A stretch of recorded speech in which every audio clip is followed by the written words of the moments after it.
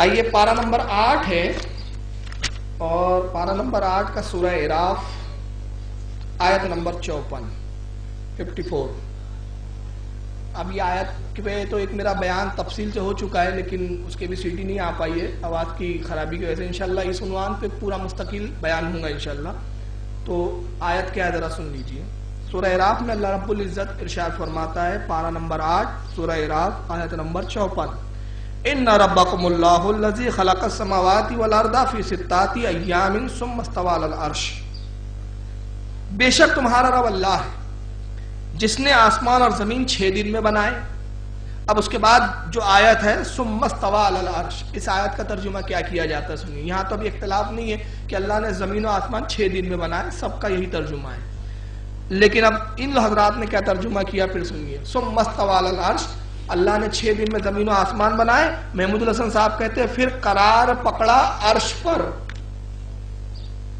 یعنی پہلے ہل رہا ڈل رہا تھا، پھر عرش بنایا، اس پہ جا کے قرار پکڑ لیا، یعنی انہوں نے اللہ کا بیٹھنا تسلیم کیا۔ معاذ اللہ۔ تھانوی صاحب کہتے ہیں پھر عرش پر قائم ہوا۔ قائم ہونا کسے ہم کہتے ہیں؟ گڑھا کھود دیا، گڈھا کھود دیا اور ایک ڈنڈا اور کھمبا گاڑ دیجیے، ہم کہتے ہیں اس کو ہم نے قائم کر دیا، یعنی عرش میں جا کے قائم ہو گیا اللہ تعالیٰ۔ معاذ اللہ۔ جالندری صاحب کہتے ہیں پھر عرش پر جا ٹھہرا، مطلب گردش میں تھا، پہلے تو گردش میں تھا، گھوم رہا ہوں گا، چکر کاٹ رہا ہوں گا، پھر جا کے عرش پہ ٹھہر گیا۔ اس پہ میں نے 5 سوالات کیے اس سی ڈی میں ابھی وہ سوال دہرا دوں گا جتنے یاد آ جائے۔ عبد الماجد صاحب کہتے ہیں کہ پھر قائم ہو گیا عرش پر۔ وحید الزما صاحب کہتے ہیں پھر زمین و آسمان بنانے کے بعد تخت پر چڑھا۔ عرش کو انہوں نے تخت بتایا اور اس کو اللہ کو چڑھتے ہوئے بتا دیا۔ یہ اللہ کی ذات کے لائق الفاظ استعمال ہو رہے ہیں ان کے۔ مودودی صاحب تو بہت زیادہ آگے بڑھ گئے، کہتے پھر تخت سلطنت پر جلوہ فرما ہوا۔ سلطنت جیسے ایک بادشاہ، تصور دیکھیں اللہ کے بارے میں ان لوگوں کا، اور یہ توحید کے ٹھیکیدار ہے۔ میں تو کہتا ہوں بیٹا توحید پہ پہلے مناظرہ کر لو تم ہم سے، درگاہ اور چادر پہ بعد میں مناظرہ کرنا۔ بہت توحید کا ان کو زوم ہے ان لوگوں کو۔ آج کل تو ہم توحید پہ ہی بول رہے ہیں ابھی، کیونکہ ابھی سنی لوگ توحید پہ اس لیے نہیں بولتے تھے۔ الحمدللہ ہماری توحید مضبوط ہے، نجات عشق رسول کی بنا پر ہے۔ اور توحید کیوں مضبوط ہے؟ اللہ کے نبی کی حدیث ہے بخاری شریف میں، اللہ کے نبی نے فرمایا میری امت میں شرک کبھی اب ہوگا ہی نہیں، مجھے شرک کا اندیشہ ہی نہیں ہے۔ یہ منحوس ہے جو لوگوں کو مشرک کہتے پھر رہے ہیں، اور خود جو ہے اتنے بڑے بڑے شرکوں میں گرفتار ہے۔ اللہ کو تخت پہ بٹھا کے بھی یہ معاہد کہلاتے ہیں، ٹھیکیدار بنتے ہیں۔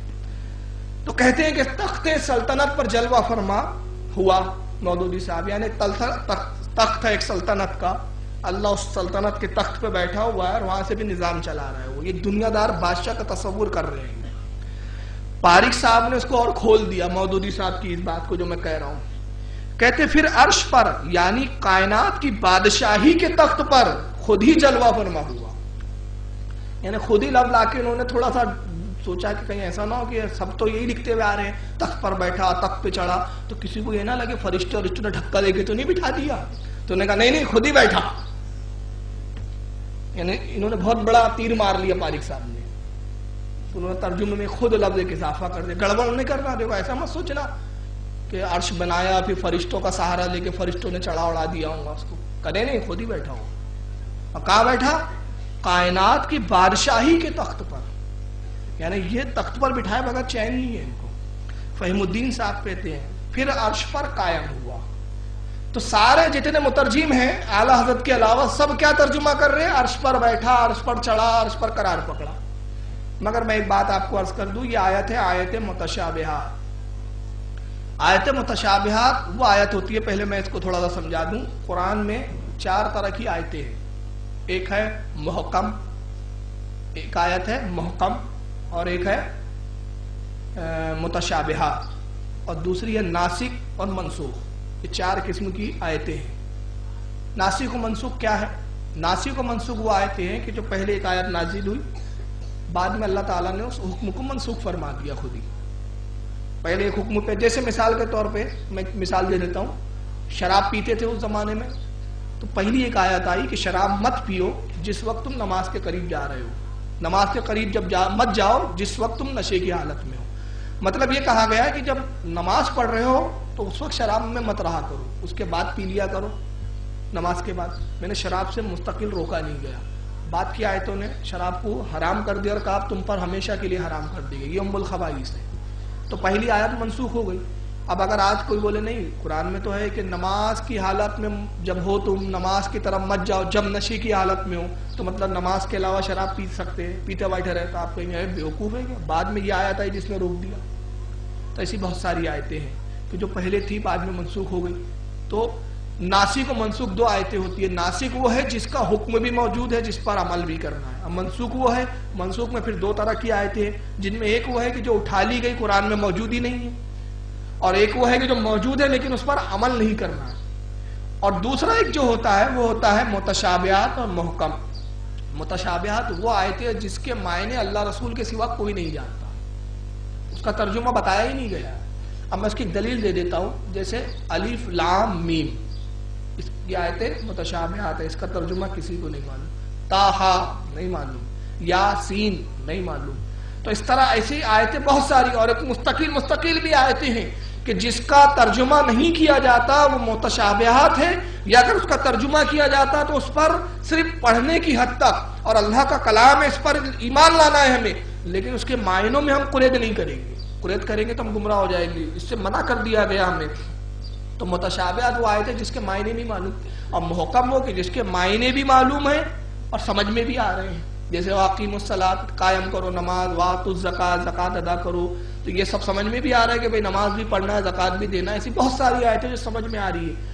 یہ آیت ہے متشابہات. اس کے جب معنی اللہ رسول کے سوا کوئی جانتا ہی نہیں تو اس کا ترجمہ ہی نہیں کرنا چاہیے, لیکن انہوں نے ترجمہ کیا. اور استوا لفظ جو عربی زبان میں یہاں استعمال ہوا, اس کا ترجمہ انہوں نے بیٹھنا, چڑھنا, ٹھہرنا, اترنا کیا, معاذ اللہ. مگر اعلیٰ حضرت رضی اللہ تعالیٰ عنہ کے نزدیک بے شمار تفاسیریں تھی. ان کو علم تھا کہ آیت متشابہات کا ترجمہ نہیں کیا جاتا, ایسا ترجمہ نہیں کہ جو سمجھنے کے لیے دشوار ہو جائے اور لوگوں کی گمراہیت کا سبب بنے. چنانچہ اعلیٰ حضرت نے کیا ترجمہ فرمایا, بے شک تمہارا رب اللہ ہے جس نے آسمان اور زمین 6 دن میں بنائے, پھر عرش پر استوا فرمایا جیسا اس کی شان کے لائق ہے. قرآن نے یہاں پر استوا لفظ کہا, اعلیٰ حضرت نے استوا کو استوا ہی لکھ دیا, ترجمہ ہی نہیں کیا. کیونکہ ترجمہ کریں گے تو وہ تو معنی غلط ہو جائیں گے معاذ اللہ. اب ایک جماعت ہے جن کا پورا عقیدہ ہے کہ اللہ واقعی عرش پر بیٹھا ہوا ہے, اور یہ جماعت ہے اہل حدیث کی. سب سے پہلا یہ عقیدہ گڑھنے والا ہے ابن تیمیہ. ابن تیمیہ نے عقیدہ گڑھا کہ اللہ تعالیٰ عرش پر بیٹھا ہوا ہے معاذ اللہ. اور ہمارے علماء کہتے ہیں کہ جو اللہ کے عرش پر بیٹھنے کا قائل ہے وہ کافر ہے. اس پر میری ایک مستقل پوری تقریر ہے, انشاءاللہ وہ CD آئیں گی. میں نے اس میں آخری میں تمام اہل حدیث حضرات سے 5 سوال کیے, اور میں نے دعویٰ کیا ہے کہ جو بھی اہل حدیث حضرات کو اپنے ان پہ تھوڑا سا بھی اعتماد ہو تو ان 5 سوالوں کے میرے جواب دے دے. پہلا سوال یہ ہے کہ آپ مانتے ہیں اور آپ کا عقیدہ ہے کہ اللہ عرش پر بیٹھا ہے. اس پہ کتابیں لکھی ہیں ان لوگوں نے. چنانچہ عبداللہ بن باز مفتی اعظم سعودی عربیہ کی ایک فتاوی کی کتاب چھپ چکی ہے, وہ سب CD میں اسکین کر کے ڈالی ہوئی ہے. تو انہوں نے بھی لکھا کہ اللہ تعالیٰ عرش پر بیٹھا ہوا ہے معاذ اللہ. تو یہ اللہ کے عرش پہ بیٹھنے کا قائل ہے. تو میں نے پہلا سوال اس میں یہ پوچھا ہے ان لوگوں سے. میرا سوال یہ ہے کہ آپ کہتے ہیں اللہ بیٹھا, قرار پکڑا, ٹھہر گیا, چڑھ گیا, تو معاذ اللہ کیا آپ اللہ کے جسم کے قائل ہیں؟ کیونکہ بیٹھنا, قرار پکڑنا, ٹھہرنا یہ سارے لوازمات جسم کے لیے. تو کیا آپ مانتے ہیں کہ اللہ جسم رکھتا ہے, بیٹھنے کے لیے کمر چاہیے؟ پھر دوسرا سوال یہ ہے کہ بیٹھا تو پہلے نہیں بیٹھا تھا, پھر بیٹھا, تو اس کا مطلب کیا پہلے تھک گیا آسمان و زمین بنا کر اس لیے بیٹھ گیا؟ تو آپ کو یہ بتانا ہے کہ کیا وہ تھکتا بھی ہے. دوسرا یہ کہ قرآن میں اللہ نے فرمایا ثم استوى علی العرش, تو عرش پر اس نے آپ کے نزدیک بیٹھا. تو اب عرش پر جب وہ بیٹھا تو عرش کے برابر ہے یا عرش سے چھوٹا ہے وہ؟ یہ میرا تیسرا سوال ہے. اگر آپ کہیں گے کہ عرش سے چھوٹا ہے تو میں کہوں گا جب عرش اللہ سے بڑھ گیا تو اس کی ذات سے بڑھ گیا تو اللہ میں عیب آ گیا, عیب آیا. اور آپ کہیں گے نہیں عرش چھوٹا ہے اللہ بڑا ہے. تو اگر عرش چھوٹا اور اللہ بڑا ہے تو پھر ایک سوال اس میں یہ بھی ہے کہ کمفرٹیبل بیٹھا ہے کہ نہیں بیٹھا ہے. اسی میں دوسرا سوال یہ آتا ہے کہ جتنا حصہ اس عرش سے لگا ہے وہی خدائی ہے, اور جو باہر لٹک رہا ہے وہ خدائی میں داخل ہے کہ نہیں ہے. پھر ثم استوى ہے, پھر عرش پر استوا ہوا ہے, عرش پر بیٹھا. آپ کے ترجمے کے مطابق ثم لفظ ہے, ثم کے معنی پھر, یعنی پہلے نہیں تھا بعد میں بیٹھا. تو اب بیٹھا تو اب اترے گا بھی کہ نہیں اترے گا, کہ بیٹھا ہی رہیں گا؟ اور اگر آپ کہیں گے نہیں اترے گا تو عاجز ہو گیا، اور وہ خدا نہیں جو عاجز ہو، کمزور ہو، اور اتر جائے تو اس کی ذات میں تغیر آ گیا، وہ خدا نہیں جس کی ذات میں تغیر آئے۔ تو یہ ایسے سوالات ہیں کہ میرا چیلنج ہے کہ کوئی مائی کا لال اس کو حل نہیں کر سکتا، اور وہ تو اس کے اوپر 2-4 بار مناظرے کے چیلنج بھی جا چکے ہیں، نام بھی بتا دیتا ہوں، مجھے کوئی ڈر نہیں ہے۔ عبد المالک دہلوی آیا تھا، ان کا خوب چیخ رہا تھا، میرا لیٹر گیا کہ بھیا اس عنوان پہ مناظرہ ہوں گا، توحید شرک پہ بات کریں گے، تو ان کے نزدیک شرک درگاہ پہ جانا۔ میں نے کہا بیٹا ہم بھی شرک پر ہی کریں گے، لیکن اللہ کا عرش پہ بیٹھنا یہ شرک ہے، اس پہ بات ہوں گی۔ تو سمن بکمن امیون فاہم لرجیون۔ اس کے بعد ابھی اور ایک صاحب لیٹر لے کے گئے، یہ 3-4 بار لیٹر جا چکے ہیں، لیکن آج تک ان کے کسی مولوی کو توفیق ہی نہیں ہوئی کہ اس عنوان پہ بات کرے، صرف کتابوں میں لکھتے ہیں، بیٹھنے کی توفیق نہیں، کیونکہ معلوم ہے کہ اگر مناظرہ کر لیں گے یہ چیز ریکارڈ ہوں گی، اور ریکارڈ ہوں گی تو قوم میں اتنے رسوا ہوں گے، رسوا ہوں گے، کہیں منہ چھپانے کی جگہ نہیں ملے گی۔ آخری میں بھی ایک صاحب آئے تھے، مجھے نام بھی نہیں معلوم، وہ جعفر نگر آنند نگر کی مسجد وغیرہ میں تراویح پڑھا رہے تھے، وہ خود ہی انہوں نے ہمارے جیشان بھائی بیٹھے ہوئے ان سے کھجایا انہوں نے زبردستی، وہ میرے پاس آئے، بولے وہ مولانا صاحب بول رہے سمجھ لو سمجھا لو۔ میں نے کہا ٹھیک ہے نا، ہم بھی تیار ہیں۔ اب جب ہمارا لیٹر پہنچا یہاں سے تو وہ کہتے صاحب نہیں بولے مناظرہ نہیں کرتے، موبائل پہ ہی سمجھ لو۔ میں نے کہا موبائل سے بخاری بھیجوں کیا؟ موبائل سے مسلم بھیجوں؟ موبائل پہ کیسے بات ہوں گی بھائی، آمنے سامنے بیٹھ کے بات کیجئے، جھگڑا ہو جائے گا۔ بولے میں نے کہا یار ڈرنے کی کوئی ضرورت نہیں ہے، آج کل ہم ویڈیو پہ آ رہے ہیں، آپ کے لیے بری خبر ہے، آج کل ہم لوگ ویڈیو پہ آ رہے ہیں۔ میں نے کہا آپ کے لیے بری خبر ہے، ایک ویڈیو رہے گا کیمرہ، آپ کے 3 آدمی رہیں گے، 2 معاونین رہیں گے آپ کی کتابیں دینے کے لیے، میرے ساتھ 3 آدمی رہیں گے، 2 میرے معاونین رہیں گے، 7واں کوئی ہوگا نہیں 6 کے علاوہ، جو کچھ گفتگو ہوں گی کیمرے میں ریکارڈ ہو جائے گی۔ آپ اپنی کیسٹ قوم کو دے دینا، ہم اپنی کیسٹ قوم میں پھیلا دیں گے، قوم فیصلہ کر لیں گے۔ کہا نہیں کیمرے کی کیا ضرورت ہے؟ میں نے کہا یار کیمرہ جائز ہے ناجائز یہ تو ہمارے یہاں اختلافی مسئلہ ہے، آپ کیا تو ہے ہی، آپ کیوں اتنا ڈر رہے؟ تو کیمرے پہ انہوں نے لایا ہم کو مجبور کر کے، ہم آنا نہیں چاہتے تھے، ہمارے علماء منع کرتے تھے، مجبور انہوں نے کیا، مگر اب خود کیمرے سے پناہ مانگ رہے ہیں، اب خود بھاگ رہے ہیں، یہ کیمرہ ان کے لیے وبال جان بنے گا انشاءاللہ، کیونکہ اب ہمارے وہ بھی علماء کیمرے پہ آ رہے ہیں جو صلاحیت رکھتے ہیں، اب جب تک نہیں آ رہے تو خود دنگل کھیل رہے تھے، اب جب ہم آنے لگے تو اب یہ چھپتے پھر رہے ہیں، اب آنے کو تیار نہیں ہے۔ تو آج بھی میں کہہ رہا ہوں کہ ترجمے کے اوپر چاہے تو بات کر لیں، جس عنوان پہ چاہے بات کر لیں، لیکن بات کائے پہ کرتے؟ رفع دین پہ کر لو۔ ابھی میں نے کہا تمہارے مولانا خود لکھتے کہ جو رفع دین نہیں کرتے ان کی بھی نماز صحیح ہے، جو کرتے ان کی بھی صحیح ہے، اس پہ کیا بات کرنا، بات اس پہ کیا کرنا؟ ہم امام ابو حنیفہ 1000 بار بول چکے، ہم امام ابو حنیفہ کے مقلد ہیں، ہمارے امام کے نزدیک رفع دین نہیں ہے، ہم نہیں کرتے، امام شافعی کے نزدیک نہیں ہے، وہ ہے وہ کرتے ہیں، یہ تو اماموں کا معاملہ ہے۔ بات عقیدے پہ کرو، مسائل پہ کرتے ہو، رفع دین، آمین بالجہر، فاتحہ خلف امام، یہ کیا مسئلے ہیں؟ حالانکہ اس پہ بھی بات کر سکتے لیکن عقیدے پہ نہیں آتے۔ تو بہرحال ان کا عقیدہ یہ ہے کہ اللہ عرش پر بیٹھا ہے۔ اب بتائیے اللہ جسم سے پاک، وہ جسم و جسمانیات سے پاک، تو بیٹھنے کے لیے جسم چاہیے کہ نہیں چاہیے؟ تو اعلیٰ حضرت واحد وہ شخصیت ہے کہ جو ایسی توحید کی حفاظت یہاں فرماتی ہے۔ جب دیکھتے ہیں کہ آیت متشابہات ہے تو بے ساختہ جو ترجمہ آپ کے قلم سے، آپ کی زبان سے جاری ہوتا ہے، جس کو حضرت مولانا امجد علی تحریر فرماتے ہیں، تو وہ یہ ہوتا ہے کہ پھر عرش پر استوا فرمایا جیسا اس کی شان کے لائق ہے، استوا کا ترجمہ ہی نہیں کیا۔ آئیے ایک اور میں ترجمہ آپ کو بتاؤں، یہ ہے پارہ نمبر 17، درود شریف پڑھیں آپ، اللہم صلی علی سیدنا مولانا جد الحسن والحسین و مولانا محمد و آلہ وصحبہ وبارک وسلم، صلاۃ و سلام علیک یا رسول اللہ صلی اللہ تعالی وسلم۔ پارہ نمبر 17 سورہ حج، اور آیت نمبر اس کی ہے 78۔ اللہ رب العزت ارشاد فرماتا ہے فَآقِمُوا الصَّلَاةَ وَآتُوا الزَّكَاةَ وَاعْتَصِمُوا بِاللَّهِ۔ اب ترجمہ کیا کیا ذرا سنیے، تو نماز قائم کرو، یہ تو آپ بھی سمجھ گئے ہوں گے، فَآقِمُوا الصَّلَاةَ، فا پس کے معنی میں آیا، پس نماز قائم کرو، وَآتُوا الزَّكَاةَ، اور زکوٰۃ ادا کرو،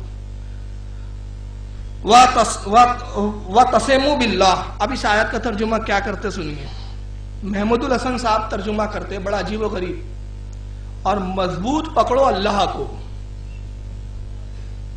اللہ کوئی پکڑنے میں آنے والی چیز ہے؟ اللہ کو کیا بھائی بھائی سمجھ لیا، اپنا پکڑ لیا؟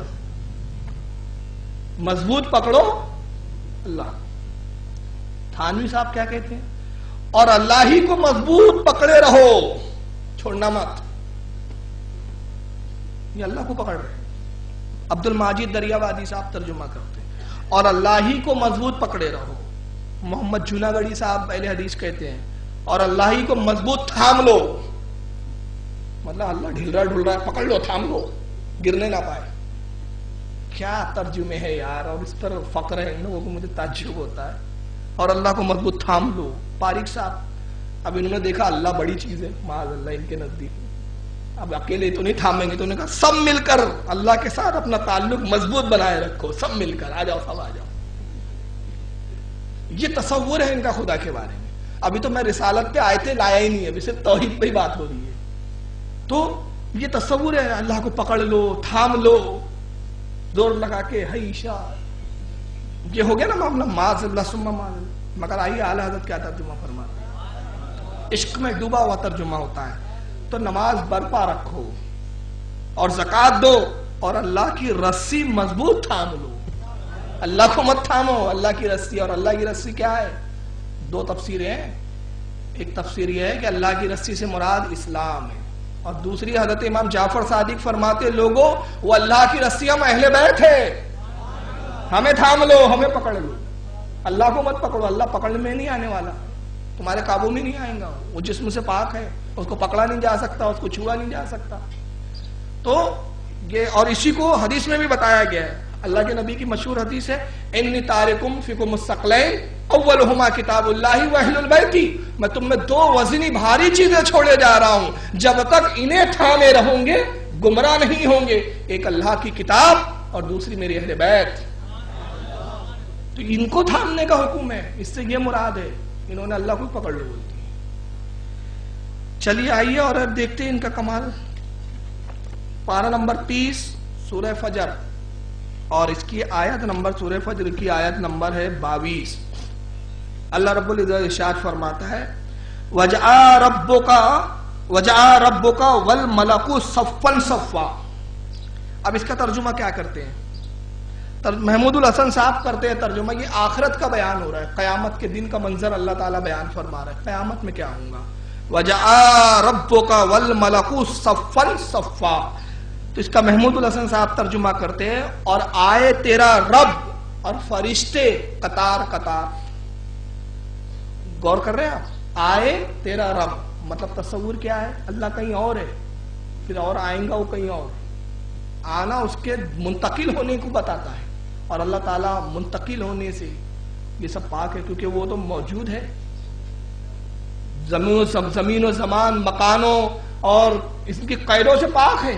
مگر یہ ترجمہ بتا رہے کہ آئے تیرا رب مطلب اللہ آئیں گا, بیٹھ ابھی کہیں اور ہے, پھر وہ میدان حشر میں آئیں گا معاذ اللہ.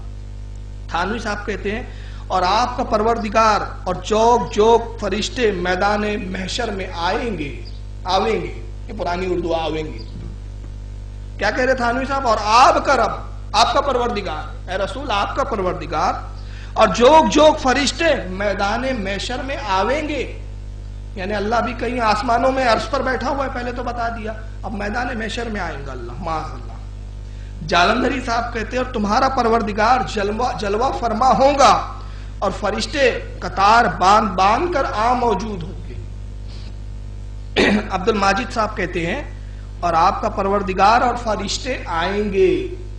یہ آئیں گے یہ سب اس بات پہ دلالت کرتا ہے کہ اللہ کو کوئی اور مانتے ہیں اور آنے کے قائل ہے. ابھی وہاں موجود نہیں ہے جائیں گا اللہ, ابھی وہاں ہی نہیں ہے. وحید الزما صاحب کہتے ہیں اور اے پیغمبر تیرا مالک تشریف لائے, تشریف لائیں گا اللہ, اور فرشتے قطاریں باندھ کر حاضر ہوں. محمد جوناگڑھی صاحب کہتے ہیں اور تیرا رب خود آ جائیں گا اور فرشتے صفے باندھ کر آ جائیں گے. رب آ جائیں گا, فرشتے آ جائیں گے. یہ سب میدان حشر کی بات ہو رہی ہے. مودودی صاحب کہتے ہیں اور تمہارا رب جلوہ فرما ہوگا اور اس حال میں کہ فرشتے صف در صف کھڑے ہوں گے. پارک صاحب کہتے ہیں اور آپ کا رب جلوہ فرما ہوگا, فرشتے بے شمار صف پر صف باندھے کھڑے ہوں گے. یعنی تمام حضرات یہ کہہ رہے ہیں کہ اللہ رب العزت موجود کہیں اور ہے. آخرت کے دن فرشتے بھی آئیں گے, وہاں بھی فرشتے بھی نہیں ہے, اللہ بھی نہیں ہے, کوئی اور میدان ہے, کوئی اور جگہ ہے, وہاں پر آئیں گے حشر کے دن, اور آنے کے بعد فرشتے صفوں میں لگ جائیں گے اور اللہ رب العزت بھی وہاں آ جائیں گا. یہ ان حضرات کے ترجمے ہیں. آئیے اعلیٰ حضرت رضی اللہ تعالیٰ نے کیا ترجمہ کیا ہے وہ ملاحظہ فرمائیے. امام عشق و محبت اس کا محبت میں ڈوبا ہوا ترجمہ کرتے ہیں، اور تمہارے رب کا حکم آئے اور فرشتے قطار قطار. رب نہیں آئیں گا، اس کا حکم آئیں گا، حکم نافذ فرمائیں گا وہ، کیونکہ وہ تو موجود ہے، آنے جانے سے تھوڑی پاک ہے وہ ان چیزوں سے. یہاں نہیں ہے وہاں نہیں ہے، ایسا نہیں ہے، کوئی چیز کوئی شے اس سے پوشیدہ نہیں ہے. اس کا حکم آئیں گا، اور حکم اللہ کا نبی سنائیں گا، فرشتے سنائیں گے، وہ نہیں آئیں گا. کیونکہ وہ جہاں میدان حشر برپا ہے موجود ہے، اس کے وہاں پر بھی وہ. حالانکہ یہ لفظ بھی احتیاطاً نہیں بولنا چاہیے، لیکن لفظوں کی قلت محسوس کر رہا ہوں میں یہاں پہ ایک جملہ بتا دوں آپ کو، عشق میں ڈوبا ہوا، جو ان کی سمجھ میں نہیں آتا تو اس پہ چڑھتے ہیں یہ لوگ. مولانا نعیم الدین مراد آبادی رحمۃ اللہ تعالیٰ علیہ جال حق میں فرماتے ہیں کہ ہر جگہ حاضر و ناظر رہنا اللہ کی شان نہیں ہے. نہیں ہمارے عالم ہے، اور اس کو سمجھیے. مولانا نعیم الدین مراد آبادی علیہ رحمہ فرماتے ہیں، اور یہ نہیں سمجھتے اس لیے چلاتے اس پر. ہر جگہ حاضر و ناظر رہنا اللہ کی شان نہیں ہے، ہر جگہ حاضر رہنا یہ رسول اللہ کی شان ہے. اب آپ پوچھیں گے کیسے خود تشریح کی، وہ تشریح بات کی نہیں پڑھتے کہ ہر جگہ جب ہم کہتے ہیں تو اللہ جگہ سے پاک ہے، وہ اس وقت بھی موجود تھا جب جگہ نہ تھی. اور رسول ہر جگہ اس لیے کہ جتنی جگہیں ہیں وہ مخلوق ہے، اور مخلوق میں نبی پاک سب سے افضل ہے. تو ساری مخلوق آپ کی خادم ہے، آپ کی غلام ہے. تو کوئی جگہ رسول اللہ سے خالی نہیں ہے، ہر جگہ اللہ کا نبی موجود ہے، حاضر و ناظر. اس پہ انشاءاللہ بیان بعد میں آئے گا. تو جب اللہ جگہوں سے پاک ہے، جگہوں کی حدوں سے پاک ہے، تو رب آئیں گا تو کہاں آئیں گا؟ تو چل کر آئیں گا کہ گاڑی میں آئیں گا، رکشے میں آئیں گا، کائے میں آئیں گا؟ یہ بھی بتا دیتے بھائی. تو اعلیٰ حضرت نے سارے لفظوں کو ختم کر دیا، فرمایا رب نہیں آئیں گا، آئیں گا رب کا حکم، اور فرشتے قطار قطار قطاروں میں لائیں گے. تو یہ اعلیٰ حضرت کی شان ہے. اب آئیے ایک اور آخری میں، یہ بڑی مشہور آیت ہے، آپ اور ہم ہمیشہ پڑھتے رہتے ہیں. پارہ نمبر 30 سورہ فلق، اور آیت نمبر پہلی آیت کیا ہے؟ قل اعوذ برب الفلق. اب ذرا ترجمہ سن لیجیے ان حضرات کا. محمود الحسن کہتے ہیں تو کہہ میں پناہ میں آیا صبح کے رب کی. یہاں ایک شبہ آتا ہے، صبح کا رب تو رات کا کوئی اور ہوگا، اب دوپہر کا پتہ نہیں کوئی اور ہے کہ پھر. یہ ترجمہ ہے، قل اعوذ برب الفلق، میں پناہ میں آیا صبح کے رب کی. تھانوی صاحب آپ کہیے کہ میں صبح کے مالک کی پناہ لیتا ہوں. مطلب یہ بھی صبح کی رب کی لے رہے، رات میں پھر کسی اور کو دیکھیں گے. جالندری صاحب کہو کہ میں صبح کے پروردگار کی پناہ مانگتا ہوں. اب وہ عبد الماجد دریابادی صاحب آپ کہہ دیجئے کہ میں صبح کے مالک کی پناہ لیتا ہوں. مولانا وحید السما صاحب کہتے ہیں اے پیغمبر کہہ دے میں پناہ میں آیا اس خدا کی جو صبح کا مالک ہے، یعنی رات کا مالک کوئی اور ہے. ڈپارٹمنٹ بٹے ہوئے ہیں. محمد جناگڑی صاحب آپ کہہ دیجئے کہ میں صبح کے رب کی پناہ میں آتا ہوں. مودودی صاحب کہو میں پناہ مانگتا ہوں صبح کے رب کی. فہیم الدین صدقی صاحب کہو کہ میں صبح کے مالک کی پناہ مانگتا ہوں. یعنی سب زیادہ تر یہی ترجمہ ہو رہا ہے، میں صبح کے رب کی پناہ لیتا ہوں، صبح کے رب کی پناہ لیتا ہوں. تو رات کے اور دوپہر کے رب کی ضرورت ہی نہیں ہے ان کو. اب فلک لفظ تو آیا ہے یہاں، اور فلک کے معنی صبح ہوتے ہیں، مگر اعلیٰ حضرت یہاں دیکھیں کیسے ترجمانی کرتے ہیں اس آیت کی. اعلیٰ کیا فرماتے ہیں؟ تم فرماؤ میں اس کی پناہ لیتا ہوں جو صبح کا پیدا کرنے والا ہے، رات کا بھی وہی پیدا کرنے والا، دوپہر کا بھی وہ خالق ہے. یہاں خالق کی صفت کو اجاگر کیا، رب کے وقت اور قیودوں کی ڈیوٹی کو نہیں بتایا. یہاں اتنے بجے کا کوئی اور رب ہے، اتنا کا اور کوئی رب ہے، دوپہر کا الگ ہے، شام کا الگ ہے، رات کا الگ ہے. نہیں، میں پناہ میں آیا. آپ کہو تم فرماؤ میں اس کی پناہ لیتا ہوں جو صبح کا پیدا کرنے والا ہے. یہاں خالق کی صفت کو اجاگر فرمایا کہ صبح جو یہ پیدا ہوتی ہے اس کا خالق بھی اللہ ہے، رات جو پیدا ہوتی ہے اس کا خالق بھی اللہ ہے. تو جب صبح ہو تو اس کی ہی پناہ مانگو، رات ہو تو اسی رب کی پناہ مانگو، دوپہر ہو تو اسی رب کی پناہ مانگو. اس لیے کہ جتنے پہر ہے، جتنے اوقات ہے، سب کا خالق ہی کی ہے. یہ ہے اعلیٰ حضرت کی شان. اب ایک اور آخری آیت سن لیجیے، یہ پارہ نمبر 30 ہی ہے، اور اس کا ہے سورہ سورہ بلد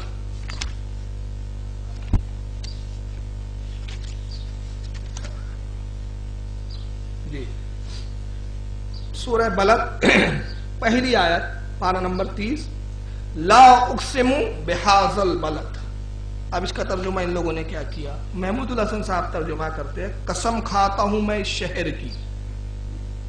یہ اللہ کے لیے استعمال ہو رہا ہے، اللہ کہہ رہا ہے، اللہ فرماتا ہے قسم کھاتا ہوں میں اس شہر کی۔ تھانوی صاحب کہتے ہیں میں قسم کھاتا ہوں اس شہر مکہ کی۔ عبد الماجد کہتے ہیں میں قسم کھاتا ہوں اس شہر کی۔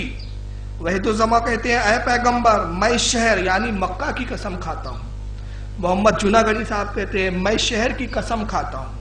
مودودی نہیں، یہ پہلا لفظ آیا انہوں نے، یہ لا جو لفظ آیا نا، لا اقسم، لا حالانکہ قسمیہ ہے یہاں، یہ بیچاروں کو اتنی بھی گرامر سے کورے، یہ لا انہوں نے نہیں والا لا سمجھ لیا، جبکہ یہ لا قسمیہ ہے، وہ لا وہ لو والا لا نہیں ہے، نہیں والا، انہوں نے اس کا ترجمہ نہیں کر دیا۔ تو ہاں یا نہ دونوں مطلب خود ہی کنفیوز ہو گئے ہو۔ نہیں میں قسم کھاتا ہوں شہر کی، تو کھاتا ہوں کہ نہیں کھاتا ہوں یہ بھی نہیں پتا۔ اب پارک صاحب کہتے ہیں یہ تو بہت ہی زیادہ ادب میں بیچارے مرے ہوئے، اس شہر کی قسم پیش کرتا ہوں۔ پیش کر رہے ہو، اب آپ بولیں گے اس میں اعتراض کیا ہے؟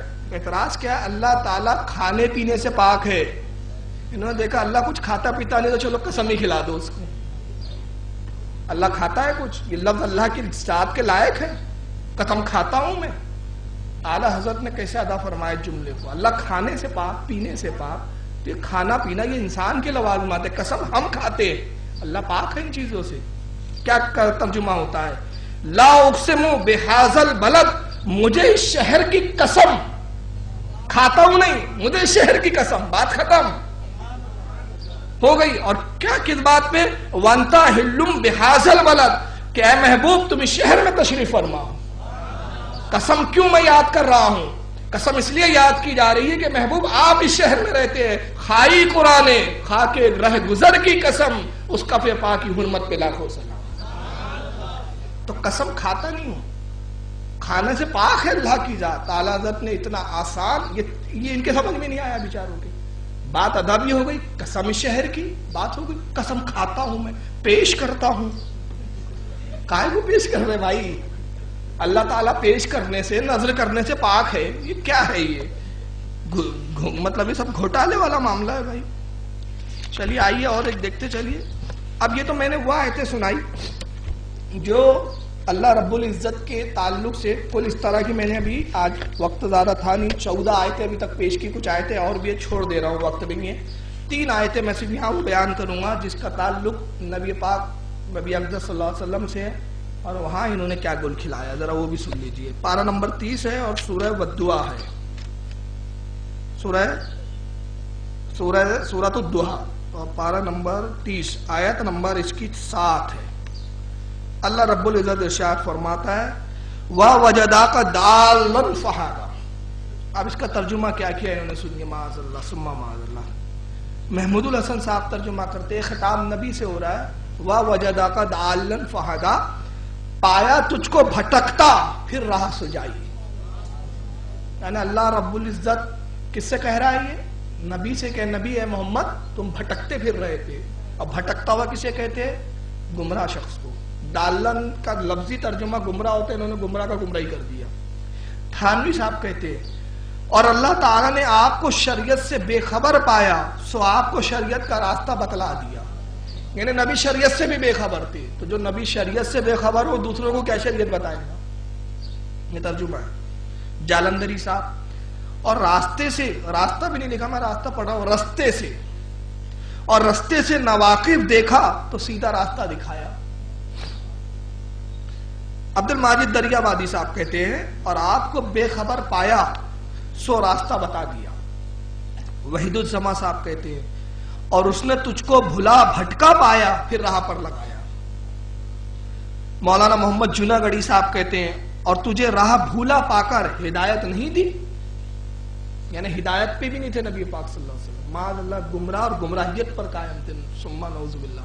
جبکہ نبی کی شان تو وہ ہے کہ جب آپ پیدا ہوئے تو مستند روایتیں کہتی ہے، مدارج النبوت میں شیخ عبداللہ بغدادی دہلوی نے سند کے ساتھ بیان کیا اور کہا یہ روایت صحیح ہے کہ جب آپ کی ولادت ہوئی تو دائی نے دیکھا آپ کی حضرت شفا، وہ کہتی ہے کہ لب ہل رہے تھے نبی کے، اور نبی فرما رہے تھے کہ اے پروردگار میری رب حولی امتی، میری امت کو میرے حوالے فرما دے۔ آئے ہیں تو نبی بن کر آئے ہیں، جو نبیوں کو گمراہ ہوگا معاذ اللہ۔ لیکن ان کے نزدیک کیا ہے؟ کہتے کہ تجھے راہ بھولا پا کر ہدایت نہیں دی، مودودی صاحب کہتے ہیں، اور تمہیں ناواقف راہ پایا اور پھر ہدایت بخشی۔ فہیم الدین صاحب کہتے ہیں اور رستے سے ناواقف دیکھا تو رستہ دکھایا۔ یہ سارے حضرات ترجمہ کر کے بتا رہے ہیں کہ اللہ کے نبی شریعت سے ناواقف، راہ سے بھٹکے ہوئے، بھولے ہوئے، ہدایت سے دور۔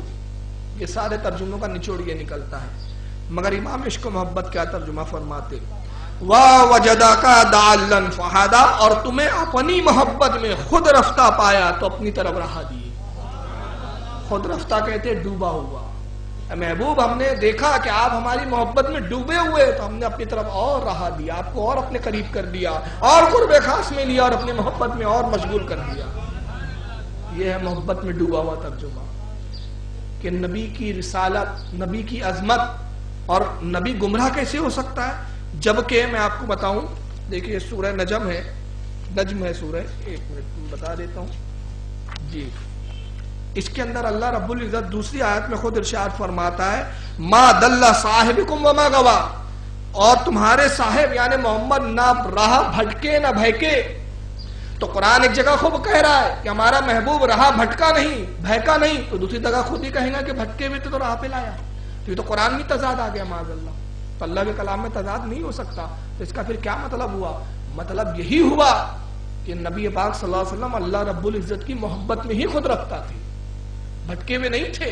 اور اگر نبی بھٹکے ہوئے ہوتے اور اعلان نبوت کرتے تو کیا مشرکین تانا نہ دیتے محمد ہمیں ہدایت کی بات کر رہے ہو، کل تک تو تم خود بھٹکے ہوئے تھے؟ مگر پوری تاریخ میں نہیں ملتا کہ کسی بدتمیز نے بھی یہ آپ کو مطلب معاذ اللہ تانا دیا ہو۔ تو گویا یہ آیتیں بتا رہی ہے کہ یہ جو ترجمے ہو رہے ہیں یہ آیت کی منشا کے مطابق نہیں ہے، قرآن کی منشا کے مطابق، یہ قرآن فہمی نہیں ہے بلکہ یہ منمانی ترجمے ہیں۔ اسی طرح آئیے سورہ شورى ہے، پارہ نمبر 25 ہے، سورہ شورى کی پارہ نمبر 25 سورہ شورى، اور اس کی آیت نمبر ہے 52۔ اللہ ارشاد فرماتا ہے ما کنت تدری مل کتاب والایمان ولکن جعلناہ الی آخرہ۔ یہ ترجمہ کرتے ہیں ما کنت تدری مل کتاب والایمان۔ اب ترجمہ کیا ہو رہا ہے اس آیت کا ذرا سن لیجیے۔ محمود الحسن صاحب ترجمہ کرتے ہیں کہ نبی تو نہ جانتا تھا کیا ہے کتاب اور نہ ایمان۔ نبی قرآن کے بارے میں نہیں جانتے تھے اور ایمان بھی نہیں جانتے تھے، تو ایمان کی ضد کیا ہے؟ کفر۔ مطلب نبی خود کفر پہ تھے، اور کوئی بھی نبی پیدائشی موحد ہوتا ہے، مسلمان ہوتا ہے، کفر پہ کبھی نہیں ہوتا کوئی بھی نبی، اور یہ نبی کے بارے میں کہا جا رہا ہے۔ محمود الحسن صاحب کہتے ہیں تو نہ جانتا تھا کیا ہے کتاب اور نہ ایمان۔ تھانوی صاحب کہتے ہیں آپ کو نہ یہ خبر تھی کہ کتاب کیا چیز ہے اور نہ یہ خبر تھی کہ ایمان کیا ہے۔ جالندھری صاحب کہتے ہیں تم نہ تو کتاب کو جانتے تھے اور نہ ایمان کو۔ عبد الماجد صاحب لکھتے ہیں آپ کو نہ یہ خبر تھی کہ کتاب کیا چیز ہے اور نہ یہ کہ ایمان کیا چیز ہے۔ وحید الزما صاحب کہتے ہیں اس سے پہلے تجھ کو یہ بھی معلوم نہیں تھا کتاب کیا چیز ہے اور نہ ایمان معلوم تھا۔ محمد جناگڑھی صاحب کہتے ہیں آپ اس سے پہلے یہ بھی نہیں جانتے تھے کہ کتاب اور ایمان کیا چیز ہے۔ مودودی صاحب کہتے ہیں تمہیں کچھ پتا نہ تھا کہ کتاب کیا ہوتی ہے اور ایمان کیا ہوتا ہے۔ کریم پاریک صاحب کہتے ہیں آپ کو خبر نہ تھی کتاب کیا ہے اور ایمان کیا ہوتا ہے۔ اچھا ایمان نہیں تھا یہ کہہ دیتے تو بھی مطلب دیکھیں ترجمے میں اور خباثت دیکھیے، ایمان کیا ہوتا ہے یہ بھی نہیں معلوم تھا تم کو۔ بھائی ایک چیز ہوتی ہے کہ میرے پاس نہیں ہے لیکن میں جانتا ہوں، جیسے مثال کے طور پہ ہوائی جہاز کیا ہوتا ہے میں جانتا ہوں نا، اگرچہ میرے پاس ہوائی جہاز نہیں ہے، لیکن یہاں بغض نبی دیکھیے ان کے دلوں میں کہ ترجمہ کیا کر رہے ہیں کہ ایمان کیا ہوتا ہے یہ بھی نہیں معلوم تھا، اتنے ناواقف تھے تم۔ فہیم الدین صدیقی صاحب کہتے ہیں آپ نہ تو یہ جانتے تھے کہ کتاب کیا چیز ہے اور نہ یہ جانتے تھے کہ ایمان کیا چیز ہے. تو سب نے نبی پاک صلی اللہ علیہ وسلم کو ایمان سے غافل بتایا. اور معاذ اللہ میں بولنا بھی نہیں چاہ رہا ہوں لفظ کہ کفر کا جملہ کفریہ بولنا بھی غیر مناسب ہو جاتا ہے. اعلیٰ حضرت رضی اللہ تعالیٰ عنہ اس کی کیا تفسیر ترجمہ فرماتے ہیں.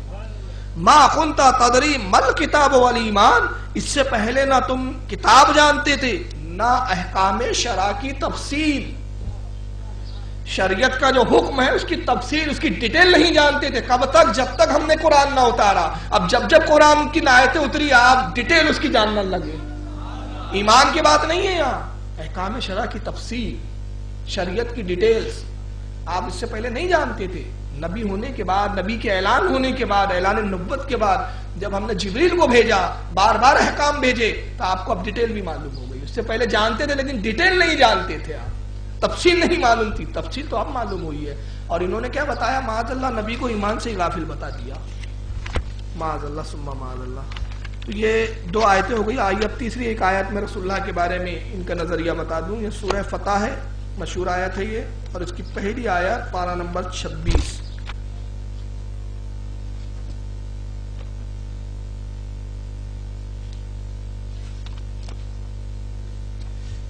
پارہ نمبر 26 کی سورہ فتح کی آیت کا ترجمہ یہ کرتے ہیں: اِنَّا فَتَحْنَا لَكَ فَتْحًا مُبِينًا لِيَغْفِرَ لَكَ اللَّهُ مَا تَقَدَّمَ مِنْ ذَنبِكَ وَمَا تَأَخَّرَ. اور اس کا ترجمہ محمود الحسن صاحب کرتے ہیں، کہتے ہم نے فیصلہ کر دیا تیرے واسطے، صریح فیصلہ، تاکہ معاف کرے تجھ کو اللہ جو آگے ہو چکے تیرے گناہ اور پیچھے رہے. نبی گناہ گار ہے. تھانوی صاحب کہتے ہیں بے شک ہم نے آپ کو ایک کھلم کھلا فتح دی تاکہ اللہ تعالیٰ آپ کی سب اگلی پچھلی خطائیں معاف فرما دے. نبی اتنے بڑے پاپی تھے. دو جملے ہیں یہاں پر، ماضی اور مستقبل. یہاں کہہ رہے کیا؟ اللہ آپ کی اگلی پچھلی تو جو ہو چکے گناہ وہ بھی معاف کر دیے اور جو آگے کرو گے وہ بھی ایڈوانس میں معاف کر دیے. تو یعنی نبی پہلے تو گناہ کرتے ہی تھے، آگے اور بھی کریں گے. معاذ اللہ ثم معاذ اللہ. جالندری صاحب کہتے ہیں اے محمد ہم نے تم کو فتح دی، فتح بھی صریح و صاف، تاکہ خدا تمہارے اگلے اور پچھلے گناہ بخش دے. عبد الماجد دریابادی لکھتے ہیں بے شک ہم نے آپ کو ایک کھلم فتح دی تاکہ اللہ آپ کی سب اگلی پچھلی خطائیں معاف کر دے. وحید الزما صاحب کہتے ہیں اے پیغمبر یہ حدیبیہ کی صلح کیا ہے؟ ہم نے تجھ کو کھلم کھلا فتح دی. فتح اس لیے کہ تو اللہ کا شکر کرے، اللہ تیرے اگلے پچھلے گناہ بخش دے. محمد جناگڑی صاحب ترجمہ کرتے ہیں بے شک اے نبی ہم نے آپ کو ایک کھلم کھلا فتح دی ہے تاکہ جو کچھ تیرے گناہ آگے ہوئے اور جو پیچھے سب کو اللہ تعالیٰ معاف فرما دے. مودودی صاحب اے نبی ہم نے تم کو کھلی فتح عطا کر دی تاکہ اللہ تمہاری اگلی پچھلی ہر کوتاہیوں سے درگزر فرمائے. مولانا پارک صاحب بے شک ہم نے تم کو کھلی فتح عطا فرما دی کہ اللہ نے تمہاری اگلی پچھلی بھول چوک پر بخشش فرما دی. فہیم الدین صدیقی صاحب ترجمہ کرتے ہیں اے محمد ہم نے تم کو کھلی ہوئی فتح عطا کی تاکہ اللہ تمہارے اگلے اور پچھلے گناہ بخش دے. اس تمام مترجم سورہ فتح کی پہلی آیت کا ترجمہ کر کے بتا رہے ہیں کہ معاذ اللہ ثم معاذ اللہ نبی وہ ہیں کہ جو پہلے بھی گناہ کرتا تھا آگے بھی کرے گا. اللہ آگے کی گناہوں کو ایڈوانس میں معاف کر رہا ہے، جو کر چکا اس کو پہلے ہی معاف کرنا ہے. معاذ اللہ. اب اس میں دو باتیں میں عرض کروں. پہلی تو یہ کہ اگر نبی گناہ گار ہوتے تو نبی ابو جہل کو کہتے ایمان لا، تو ابو جہل نہیں کہتا آپ ہمیں گناہ سے روکتے، خود تو اتنے بڑے پاپی ہو. تاریخ اسلام میں ملتا ہے ایسا واقعہ. کفار بھی نبی کو دیکھ کر یہی کہتے تھے کہ ایسا سیرت، ایسا سچا، ایسا امین ہم نے دیکھا ہی نہیں. سادی کو امین کہتے تھے. تو نبی جو سادی کو امین رہا ہو وہ معاذ اللہ گناہ گار ہوگا. اچھا پھر چلیے اگر آپ کا کہنا ہے کہ نہیں اس آیت کا یہی مطلب ہے، چلیے آپ کی ضد کو میں مان لیتا ہوں. تو میں کہتا ہوں قرآن میں ایک جگہ اور اللہ فرماتا ہے کہ نبی کی زندگی میں تمہارے لیے اسوہ حسنہ ہے. مشہور آیت ہے نا، یہ مفہوم بتا رہا ہوں، آیت ابھی ذہن میں نہیں آ رہی ہے. نبی کی زندگی تمہارے لیے کیا ہے؟ اسوہ حسنہ، یعنی نمونہ، ضابطہ زندگی. تو اگر گناہ کرنا نبی کی زندگی میں آ گیا ایڈوانس تو گناہ کرنا نبی کی سنت ہو گیا. اعتراض آئے گا کہ نہیں آئے گا اس پر؟ بھائی نبی کی ہر زندگی کی ہر چیز ہم کو اپنانی ہے نا, تو بھی گناہ بھی کرنے پڑیں گے, تبھی تو نبی کی سنت ادا ہوں گی معاذ اللہ. تو اس کا کیا مطلب ہوا؟ اللہ تعالیٰ جب کہہ رہا ہے کہ نبی کی زندگی ضابطہ حیات ہے تمہارے لیے, اسوہ حسنہ ہے, تو اس کا مطلب یہ ہے کہ نبی کی زندگی اپنا لو گے تو گناہوں سے بچ جاؤ گے, کیونکہ ہمارا نبی نہ پہلے گناہ کرتا تھا نہ بعد میں کرتا ہے, نہ کبھی گناہ کیا اس نے. ایک چیز یہ ہوتی ہے. اور دوسری آیت قرآن میں اللہ خود فرماتا ہے کہ ہمارا رسول بغیر وحی کے کچھ کرتا ہی نہیں ہے, کچھ بولتا ہی نہیں ہے, تو پھر گناہ کیسے کرے گا؟ بغیر وحی الہی کے تو کلام نہیں کرتا, بغیر وحی الہی کے فیصلہ نہیں کرتا. اس کا مطلب ہوا کہ یہاں گناہ نبی کے نہیں ہے, پھر کس کے گناہ مراد ہے, کس کے گناہ بخشے جا رہے ہیں؟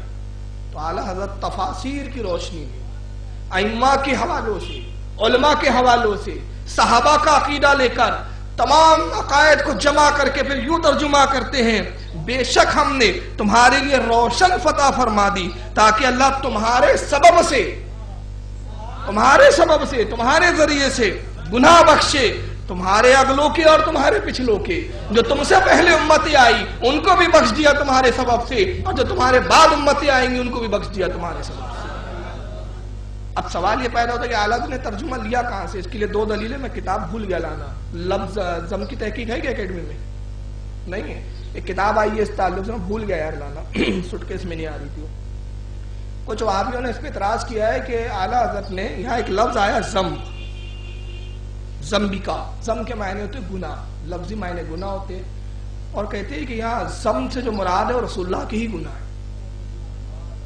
اور یہ رسول ہی کو گناہ بتایا ہے, گناہ گار ہوتا ہے. اس تعلق سے اہل سنت کے, اب ایک حال ہی میں پاکستان کی حیات ہے, انہوں نے کتاب لکھی, آپ کو تعجب ہوں گا, انہوں نے تفسیر علماء کے حوالوں سے, حدیث کے حوالوں سے, لغتوں کے حوالے سے اس پر بحث کی اور ثابت کیا کہ یہاں گناہ جو ہے, اس گناہ سے جو مراد ہے وہ نبی کے گناہ نہیں ہے, امت کے گناہ ہے. کتنے صفحے کی کتاب ہے؟ 800 صفحے کی کتاب ہے, اتنی رکھی. وہ کتاب پڑھا جب ابھی آئی ہے مارکیٹ میرے پاس الحمدللہ, تو پڑھنے کے بعد مجھے احساس ہوا کہ امام اہل سنت کی شان وہ ہے کہ جب ایک لفظ کا ترجمہ کرتے تو 800 سال کے علماء کی تفسیریں نگاہوں میں ہوتی ہے. یہ ہے شان ہمارے امام کی. اب میں بتاتا ہوں کہ یہ تمہارا سبب وہ کون سی چیز ہے جس کا اعلیٰ حضرت نے سبب جس کا ترجمہ کیا ہے, وہ کیا ہے میں بتا دیتا ہوں. لفظ آیا ہے لقا. لقا میں یہاں جو زبر ہے, زبر سبب کے معنی بھی مستعمل ہے. عربی زبان میں جہاں بعض کاف پر جب زبر آتا ہے لقا پر, تو وہاں سبب بھی مراد لی جاتی ہے. اعلیٰ حضرت نے اسی گرامر کا فائدہ اٹھا کے یہاں سبب ترجمہ کیا کہ آپ کے سبب سے گناہ بخشے, آپ کے اگلوں کے اور آپ کے پچھلوں کے. یہ اعلیٰ حضرت رضی اللہ تعالیٰ عنہ کی شان ہے. آئیے اس کے بعد یہ 3 آیتیں میں نے پیش کی. اب چند باتیں میں عرض کرتا چلوں, وقت زیادہ ہے نہیں, کافی وقت ہو رہا ہے, کہ اعلیٰ حضرت کے ترجمے کی چند خوبیاں جو دوسرے ترجمے میں نہیں آتی, میں صرف زبانی بتا دیتا ہوں. یہاں پر محمود الحسن صاحب کا یہاں ترجمہ قرآن میرے پاس رکھا ہوا ہے. اب ایک ایک کا میں کمپیئر کروں گا تو بہت وقت لگ جائے گا. ان کے میں نے 3 ترجمے ایسے لیے جو بڑے عجیب و غریب ہیں. ابھی تک تو آپ مجموعی طور پہ ان کا بھی سن رہے تھے. دیکھیے یہ محمود الحسن صاحب کا ایک ترجمہ ہے, سورہ نساء ہے اور اس کی آیت نمبر 164 ہے. محمود الحسن صاحب آیت کا ترجمہ کر رہے ہیں. قرآن میں اللہ ارشاد فرماتا ہے وَقَلَّمَ اللَّهُ مُوسَى تَقْلِيمًا, اور باتیں کی اللہ نے موسیٰ سے بول کر. یہ پہلی بار معلوم ہوا کہ بات بول کر کی جاتی ہے, سمجھ رہے ہیں؟ یہ ترجمہ ہے. اور باتیں کی موسیٰ نے اللہ سے, اللہ نے موسیٰ سے بات کی بول کر. بات وہیں ادا ہو گئی, اللہ نے بات کی, یہ حالانکہ, لیکن اعلیٰ حضرت نے کیا, اور اللہ نے موسیٰ سے حقیقتاً کلام کیا. یہ صرف حالات کے میں ترجمے کی چاشنی بتا رہا ہوں, اس پر اگر بات کروں تو بہت وقت چاہیے اس کے لیے. آئیے یہ سورہ سعاد ہے, پارہ نمبر اس کا 23 ہے, اور محمود الحسن کی اردو دیکھیے. تو کہتے ہیں ارقد برجلیکا ھذا مختصل بارید وشرب, لات مار. یہ واقعہ کس کے بارے میں؟ حضرت ایوب علیہ السلام کے بارے میں, کہ جب وہ بیمار ہو گئے اللہ سے دعا کی تو اللہ نے حکم فرمایا کہ زمین پر آپ پیر ماریے اور ایڑی رگ ماریے, چشمہ ابلیں گا, اس چشمے کے پانی سے غسل کیجیے, ہم شفا دیں گے. اس واقعے کو قرآن بیان کر رہا ہے. تو یہ ترجمہ کیا کر رہے ہیں؟ لات مار اپنے پاؤں سے چشمہ نکالا نہانے کو، ٹھنڈا اور پینے کو. یعنی لات سے ان کو یہ پہلی بار پتا چلا ہے کہ لات پاؤں سے ماری جاتی ہے، کہیں ہاتھ واسطے نہ مار دینا. یعنی بالکل تنبیہ کی جا رہی ہے، ایوب خبردار، لات سے مارنا پاؤں جو ہے نا لات سے ہی مارنا، ہاتھ سے نہیں مارنا، سر سے نہیں مارنا. ارے جب یہ بات ہو گئی لات مار، بات ختم ہو گئی. لیکن یہ ترجمہ دیکھو یار، یہ سے وہ ایک اردو کا وہ بتا رہا ہوں. تو کہتے ہیں لات مار اپنے پاؤں سے، دوسرے کے پاؤں سے مت مارنا. معاذ اللہ. چلیے اور ایک ترجمہ دیکھیے، بڑے عالم لوگ ہیں بھائی. یہ آیت سورہ سوادی ہے اور اس کی آیت نمبر 56 ہے. کہتے ہیں اللہ تعالیٰ فرماتا ہے جہنما یسلونہا فبیس المہاد. اب ترجمہ کرتے ہیں، دوزخ جس میں ان کو ڈالیں گے، کن کو؟ کفاروں کو. سو کیا بری آرام کی جگہ. جہنم میں آرام ہو گئے، پہلی بار سمجھ میں آیا مجھے. جہنم میں آرام، واہ یار کیا تالمیل ہے. یہ ترجمہ ہے، دوزخ ہے جس میں ان کو ڈالیں گے، سو کیا بری آرام کرنے کی جگہ. یعنی وہ آرام کرنے جائیں گے کفار وہاں. یار کس بل پہ منہ لگتے ہیں سنیوں کے، میرے سمجھ میں نہیں آتا. چلیے آئیے مودودی صاحب کی بھی ذرا خبر لے لی. بس دیکھیے دو سنا رہا ہوں میں آپ کو، ٹائم نہیں ہے اتنا.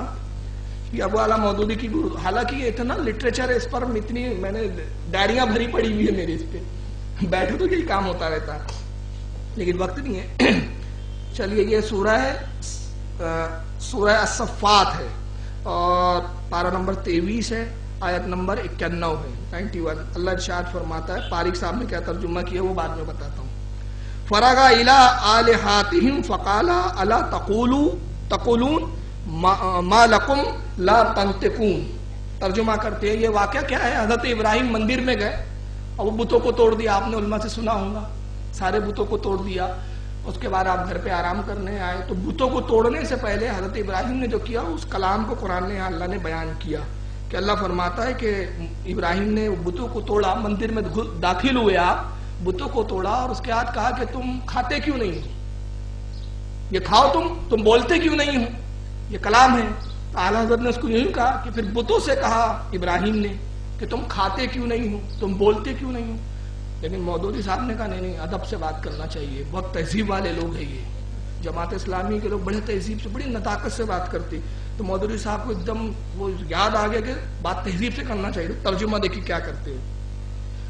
پھر کہتے ہیں کہ ان کے پیچھے یعنی کفاروں کے پیچھے وہ چپکے سے ان کے معبودوں کے مندر میں گھس گیا. ابراہیم جو ہے وہ کیا ہوا، گھس گیا. یہ لہجہ ہے نبی کی بارگاہ کا. ابراہیم تو گھس گیا اور بولا آپ لوگ کھاتے کیوں نہیں. بڑا یارانہ ہے بتوں سے، یہ نبی کا لہجہ ہوگا. آپ لوگ کھاتے کیوں نہیں ہیں، کیا ہو گیا، آپ لوگ بولتے بھی نہیں. ابراہیم تو گھسا، یہ نبی کے لیے ہو رہا ہے. پھر بولا، فرمایا بھی نہیں ہے، بولا. اور پھر اس کے بعد کیا ہے، آپ لوگ بہت ادب والے. چلیے جالندھری صاحب کا بھی ادب دیکھ لیں، بھی ایک ایک سنا دے رہا ہوں بس. یہ تو سب ٹائٹل ہے یار. یہ ہے سورہ بقرہ آیت پارہ نمبر 3. ابراہیم علیہ السلام کا مناظرہ ہو رہا ہے نمرود سے. اس مناظرے کو اللہ نے پورا بیان کیا ہے کہ ابراہیم نے کیا دلیل دی، نمرود نے کیا کہا.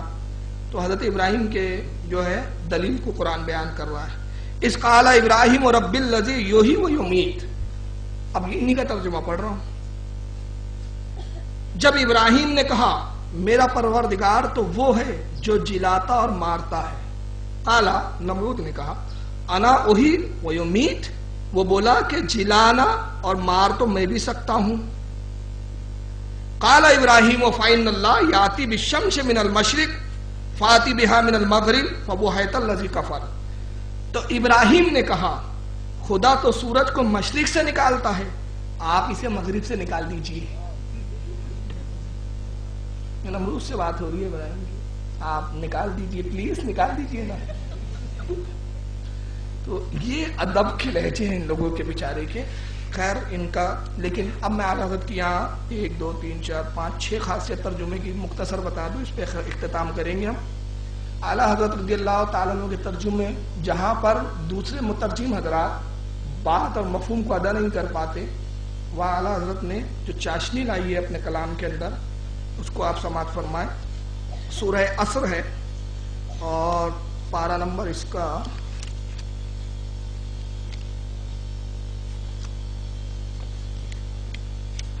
درود پڑھیں آپ، اللہم صلی علی سیدنا مولانا محمد عدد ما فی علم اللہ صلاۃ دائمۃ بدوام ملک اللہ صلی اللہ تعالی علیہ وسلم۔ دیکھیے سورہ عصر پارہ نمبر اس کا 30 ہے، پہلی آیت اللہ ارشاد فرماتا ہے والعصر ان الانسان لفی خسر۔ اب تمام حضرات نے اس کا کیا ترجمہ کیا؟ کچھ لوگ تو سمجھ ہی نہیں پائے، حالانکہ عربی زبان میں عصر کے معنی ہوتے زمانہ۔ اللہ فرماتا ہے زمانے کی قسم، یہ لفظی ترجمہ بتا رہا ہوں، زمانے کی قسم انسان خسارے میں، نقصان میں۔ کچھ لوگ تو سمجھے نہیں اثر، کچھ لوگوں نے کہا اثر کے وقت کی قسم، انسان خسارے میں۔ کسی نے تو عصر کو عصر ہی لکھ دیا، مگر اعلیٰ حضرت واحد ہے کہ اعلیٰ حضرت نے تفاسیر کو مد نظر رکھا اور کہا کہ نبی سے خطاب ہے اور زمانے کی قسم یاد کی جا رہی ہے، تو زمانہ ہے کس کا؟ تم مفہوم کو کیسے ادا کیا؟ اور اس زمانے محبوب کی قسم، انسان خسارے میں ہے۔ یہ اعلیٰ حضرت کے کلام کی چاشنی ہے۔ آئیے سورہ رحمان ہے، اور سورہ رحمان کس پارے میں لیکن نشان نہیں لگا پایا میں، کسی کو معلوم ہے؟ کوئی حافظ صاحب بیٹھے کیا؟ جی 27 میں ہے۔ اللہ تعالیٰ جزائے خیر عطا فرمائے۔ ہاں یہاں نشان سے رہ گئے وہ۔ ہاں سورہ رحمان 27واں پارہ، پہلی دوسری 4 آیتیں ایک ساتھ۔ اب یہاں اعلیٰ حضرت کے ترجمے کی خاصیت دیکھیے، جس سے سارے تراجم خالی ہے، سوائے اعلیٰ حضرت کے کسی کا آپ کو ترجمے میں خاصیت نہیں ملے گی۔ اللہ ارشاد فرماتا ہے الرحمن علم القرآن خلق الانسان علمہ البیان۔ اب سب نے کیا ترجمہ کیا؟ رحمان نے قرآن سکھایا، کس کو سکھایا؟ غائب۔ خلق الانسان، انسان کو پیدا کیا، علمہ البیان، اس کو بات کرنا سکھایا۔ یہ سب کے ترجمے ہیں، مگر یہاں سوال پیدا ہوتا ہے کہ قرآن اتارا کس پہ؟ کس پہ اتارا؟ نبی پہ۔ تو نبی پر جب اتارا اور پھر کلام کا ذکر نبی سے پہلے کر دیا کہ نبی پہ قرآن اتارا، تو اس کے بعد یہ متعین ہو جاتا ہے کہ جس کی پیدائش کا ذکر ہو رہا ہے پھر وہ کون ہے؟ بھائی جس پہ قرآن اتارا اسی کی پیدائش کا ذکر ہو رہا ہے نا۔ یہاں انسان سے مراد عام انسان نہیں ہے، یہاں خود رسول اللہ کی ذات مبارک ہے۔ تو نبی کی ذات پھر کیسی بلند و بالا ہے؟ نبی کی ذات پھر ایسی بلند ہے کہ وہ انسانیت کی جان ہے، کیونکہ وہ نہ ہوتے تو کسی کا وجود ہی نہ ہوتا۔ تو اب چاشنی دیکھیے اعلیٰ حضرت کی، الرحمن، رحمان علم القرآن، رحمان نے اپنے محبوب کو قرآن سکھایا۔ خلق الانسان، انسانیت کی جان محمد کو پیدا کیا۔ علمہ البیان، ما کانا وما یکون کا بیان سکھایا۔ اب یہاں وہابیوں کا جغرافیہ بگڑنے لگتا ہے۔ ما کانا وما یکون کا مطلب کیا ہوتا ہے پتہ ہے؟ جو کچھ ہو چکا اور جو کچھ ہونے والا ہے وہ سب چیز اپنے نبی کو بتا دیا۔ تو کہتے یہاں تو علمہ البیان ہے، بیان کے معنی ہوتے گفتگو، اور علمہ کے معنی ہوتے سکھانا، علم دینا۔ تو یہ کہاں سے لا لیا انہوں نے کہ صاحب ما کانا وما یکون کا علم دیا؟ مگر اعلیٰ حضرت نے بہت دور کی بات کو یہاں پہ مضمون میں ڈھالا ہے کہ پہلے کیا سکھایا وہ دیکھو۔ پہلے سکھایا جا رہا ہے قرآن، اور قرآن کیا ہے؟ ولا رطب ولا یابس الا فی کتاب مبین۔ کوئی خشک چیز اور کوئی تر چیز ایسی نہیں جس کا ذکر اس میں نہ کیا۔ یہ ہے ما کانا وما یکون۔ اللہ فرماتا ہے جو کچھ ہونے والا ہے، جو کچھ ہو چکا لوح محفوظ پہ لکھ دیا، اور جو کچھ لوح محفوظ پر ہے وہ ہم نے قرآن میں بیان کر دیا ہے۔ تو اعلیٰ حضرت آیت کے پس منظر کو لیتے ہوئے کہ اللہ رب العزت نے قرآن اپنے محبوب پر نازل کیا، تو قرآن کون سا؟ جس میں ما کانا وما یکون کا بیان ہے، اور جب اس میں ہے نبی پہ نازل کیا تو نبی کو گویا جو کلام سکھایا جا رہا ہے وہ ما کانا وما یکون کا کلام ہے۔ اس کے لیے میں ایک شعر آپ کو بتاتا ہوں، یہ کیسی ہے۔ ایک شاعر کہتا ہے مغز کو باغ میں جانے نہ دو کہ ناحق پروانوں کو جلنا پڑے گا۔ اب مغز کیا ہوتا ہے، پروانہ کیا ہوتا ہے، پہلے یہ سمجھیں گے نا شعر سمجھ میں آئے گا۔ مغز کہتے ہیں شہد کی مکھی کو، شہد کی مکھی ہوتی ہے، اور پروانہ کسے بولتے ہیں؟ جو موم بتی یا چراغ شمع جلتی ہے، موم بتی جلتی ہے تو کیڑے پتنگے وہ گھومتے رہتے ہیں، بلب پہ بھی دیکھے ہوں گے آپ نے، جلتے ہیں وہ. تو شاعری کے مجاز میں کہا جاتا ہے کہ شمع جو ہے وہ محبوبہ ہے اور یہ محبوب ہے اس کے، جو اس کے عشق میں جلتے ہیں. اب شعر کا مفہوم دیکھیں کتنا سیدھا سادہ ہے. کہتا ہے کہ شہد کی مکھی کو باغ میں جانے مت دو کہ پروانوں کو ناحق جلنا پڑے گا. سوچنے والا سوچے گا شہد کی مکھی کا باغ میں جانے سے کیا تعلق، پروانے کا جلنے سے کیا تعلق، کچھ تال میں جم نہیں رہا ہے. مگر جب آپ شعر پہ غور کریں گے تو بات سمجھ میں آتی ہے کہ شہد کی مکھی کو کیوں روک رہا ہے. کہتا ہے کہ شہد کی مکھی باغ میں جائیں گی تو پھول چوسیں گی، پھول کا رس لیں گی، رس لے کر اپنے شہد کے چھتے میں آئیں گی، وہاں شہد دیں گی، شہد سے پھر موم بتی بنیں گی، موم بتی روشن ہوں گی، یہ پروانے جلیں گے. تو اگر پروانوں کو بچانا ہے تو اس کو وہاں جانے ہی مت دو.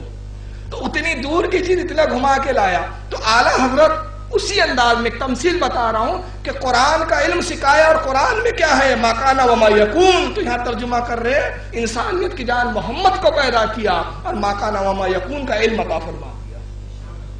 یہ اعلیٰ حضرت کی شان ہے جو دوسرے تراجم میں نہیں ملتی. اور ایک چیز آپ سب کے ترجمے دیکھیے، قرآن میں جگہ جگہ ایک لفظ آیا ہے یا ایھا النبی. سب نے کیا ترجمہ کیا؟ اے نبی. نبی کو نبی لکھ دیا انہوں نے. نبی ترجمہ ہے، نبی لکھ دیا. تو یہ ترجمہ کہاں ہوا؟ یہ تو جو کا تو ہی لکھ دیا آپ نے. تو نبی کا لفظ کیا ہے؟ نبی کا ترجمہ کیا ہے؟ وہ لکھتے ہوئے ان کو موت آتی ہے، لغتیں دیکھتے نہیں ہیں. لغت میں نبی کا معنی کیا ہے؟ نبی کے معنی غیب کی خبر دینے والا. اور یہ ہماری نہیں، انہیں کے گھروں کی لغتوں میں بھی ہے، اس میں بھی ہے، مصباح اللغات میں، المنجد میں، یہ انہیں کی لغتوں میں ہے. حضرت امام راغب رضی اللہ تعالیٰ عنہ کتاب المفرات میں بھی لکھتے ہیں کہ نبی کے معنی ہوتے غیب کی خبر دینے والا. امام قسطلانی مواہب الدنیا میں لکھتے ہیں کہ نبی کے معنی ہوتے غیب کی خبر دینے والا. یہ تمام تفاسیر لغتوں کو جب اعلیٰ حضرت نگاہوں میں رکھ کے ترجمہ فرماتے ہیں، یہ فی البدیہہ ترجمے. تو میں کہوں گا کہ مولانا امجد علی کہتے ہیں یا ایھا النبی، کہاں انہوں نے آیت پڑھی، حضرت نے کہا لکھیے اے غیب کی خبر بتانے والی. تو اتنی لغتیں اعلیٰ حضرت کے ذہن میں آ رہی ہے، اتنے اماموں کے اقوال ذہن میں آ رہے ہیں. یہ شان ہے، یہ نبی کا نبی لکھ رہے. کیوں؟ اگر نبی کا ترجمہ لکھ دیں تو ان کے عقیدے کی دھجیاں اڑ جائیں گی. تو ان سے پوچھو جناب یہ جو نبی کا نبی لکھ دیا تو نبی کے معنی ہوتے کیا؟ نبی تو عربی زبان کا لفظ ہے نا، اردو میں اسے کیا کہتے ہیں؟ نبی بولتے. اگر واہ یار، اردو میں بھی نبی بولتے، عربی میں بھی نبی بولتے. تو پھر جب یار اردو اور عربی ایک ہی ہے تو پھر ترجمہ کرنے کی ضرورت ہی نہیں ہے، ویسے پڑھ لیں گے لوگ. یہ ایک شان. اور آئیے ایک شان غلط کی بتاؤ، علماء سے سنا بھی ہے آپ نے. بسم اللہ الرحمن الرحیم، اس کا ترجمہ سب نے کیا کیا؟ شروع کرتا ہوں میں اللہ کے نام سے جو نہایت ہی مہربان رحم والا.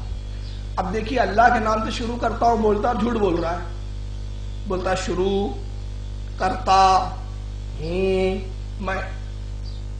چار چیزیں لایا، پہلے ارادہ بھی لایا، کام بھی بتایا، ذات کو بھی لا لیا.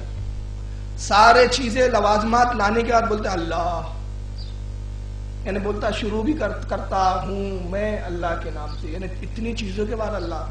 تو اعلیٰ حضرت دیکھتے ہیں جب اللہ کے نام سے شروع کر رہا ہے تو شروع بھی بول رہا ہے، کرتا بھی بول رہا ہوں بھی بول رہا ہے، میں بھی بول رہا ہوں، اپنا وجود پہلے بتا رہا ہے، لفظ اللہ بعد میں لا رہا ہے. تو اعلیٰ حضرت پہلے امام ہیں کہ جنہوں نے ایسا بہترین ترجمہ کیا، اللہ کے نام سے شروع، زبان سے اللہ ہی پہلے ادا ہو رہا ہے. اچھا ایک چیز اور، اللہ رب العزت نہ مذکر ہے نہ مؤنث ہے، پاک ہے وہ اس سے. تو اب ترجمہ پڑھ رہے ہیں تو اب عورت پڑھیں گی. اب مان لو تھانوی صاحب کا ترجمہ پڑھ رہی ہو، اب تھانوی صاحب کا ترجمہ ہے شروع کرتا ہوں میں اللہ کے نام سے، تو عورت کیا بولیں گی؟ شروع کرتی ہوں میں. یہی بولنا پڑے گا نا اس کو. سوال یہ ہوگا کہ عربی زبان کا کون سا لفظ ہے جس کا ترجمہ کرتی ہوں کیا آپ نے؟ اس لیے کہ اللہ رب العزت نے جتنے صیغے کلام میں ارشاد فرمائے سب مذکر ہے، مؤنث نہیں. مذکر افضل ہوتا ہے، حالانکہ وہ نہ مذکر ہے نہ مؤنث ہے، لیکن یعنی میل فیمیل نہیں ہے. اللہ تعالیٰ میل اور فیمیل ہونے سے پاک ہے، لیکن میل جو ہے وہ فیمیل سے افضل ہوتا ہے. تو اللہ رب العزت نے کلام میں افضلیت کے لیے مذکر کے صیغے استعمال کیے. اللہ فرماتا ہے، اللہ نے کہا، اللہ کرے گا، یہ سب مذکر کے صیغے. مگر یہاں تو اللہ تعالیٰ جو بسم اللہ فرما رہا ہے، یہاں تم سے کہلوایا ہے، تم سے کہلوایا جا رہا ہے، تمہیں کہنا ہے. تو اب عورت کہے گی کرتی ہوں میں، تو تب کرتی ہوں. تو سوال یہاں یہ اعتراض آئے گا کہ بھئی قرآن میں بسم اللہ لفظ کا مطلب جو ہے وہ کرتا ہوں کہ کرتی ہوں ہے کیا؟ مذکر ہے کہ مؤنث ہے؟ اگر مذکر ہے تو پھر مؤنث ترجمہ نہیں ہوگا، اور مؤنث ہے تو مذکر ترجمہ نہیں ہوگا.